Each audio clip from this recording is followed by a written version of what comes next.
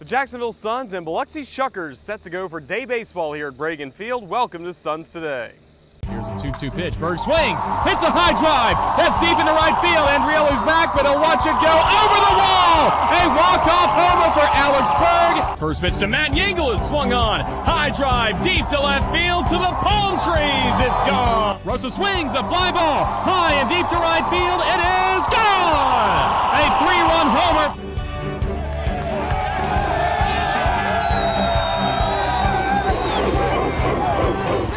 Hello again, everybody. I'm Roger Hoover. Glad to welcome you back to Bragan Field on this warm Wednesday afternoon as you enjoy a Business Person Special. Yesterday, we had two games for the price of one, a doubleheader. Biloxi took the first contest 6-0, but the Suns came back strong in Game 2 with a 5-2 victory. Here's a look back at all the highlights.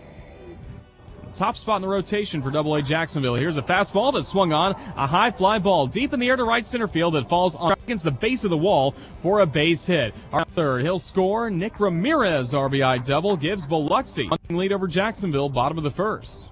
One error in the last inning by Kenny Wilson. Hall swings at the first pitch and hits this high and deep to left field and gone. Brooks Hall, the pitcher for Biloxi, hits a solo home run, and it's now 3-0 Shuckers over the Suns, bottom of the second. Here's a 2-1 pitch. He swings, it's a soft fly ball, that drops into left field for a base hit. Taylor scores, RBI single, pinch hit RBI single by Taylor Green, makes it 6-0. 2-2 pitch, swing, and a fly ball that's going into the gap in right center. A diving attempt by Reed, but he cannot make the catch. That falls for a base hit. Rieger rounds third. He'll score. Jacksonville's on the board. It'll be a 1-2. Here's the pitch to Yangle. Swing and a deep drive to left. Back goes Orff. Still back to the track to the wall. It's gone. A 2-run shot for Matt Yingle. Leaps Jacksonville in front by a 3-2 score.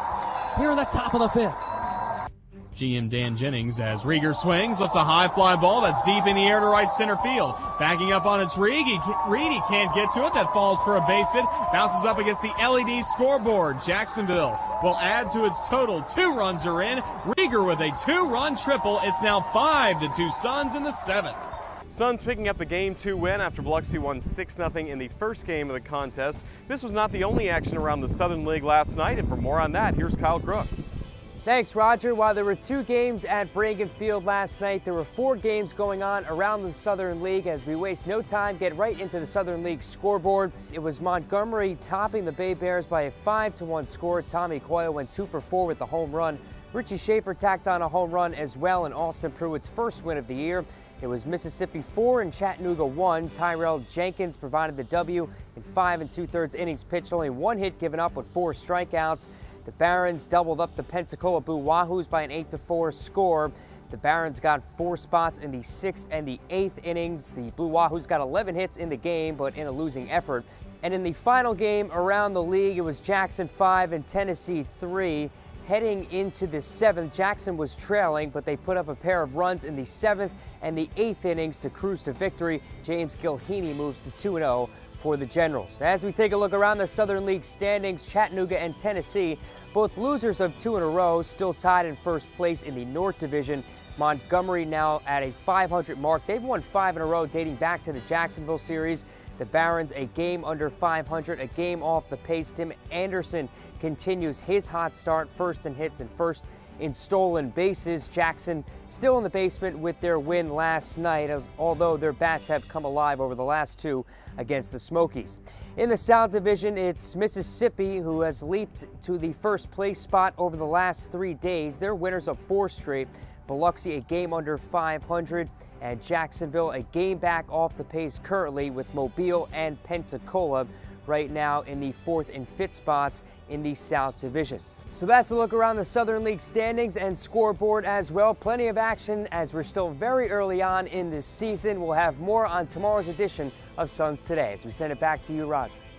Thanks, Kyle. Today we have a great pitching matchup as right-hander Kendry Flores returns to the mound for the Jacksonville Suns. He's been sharp in his first 2 outings, even though he took a loss his last time out against the Montgomery Biscuits. He came over in the trade from the Giants organization, and he is one of the top Miami Marlins pitching prospects entering this season. He's also on the 40-man roster. Starting on the mound for the Shuckers will be right-hander Tyler Wagner, who had great success last year in the Florida State League with a 1.86 ERA, pitching for High A Brevard County. So a great pitching matchup, baseball in the sunshine in this Business Person Special. We're going to have a lot of fun at Bregan Field here this afternoon.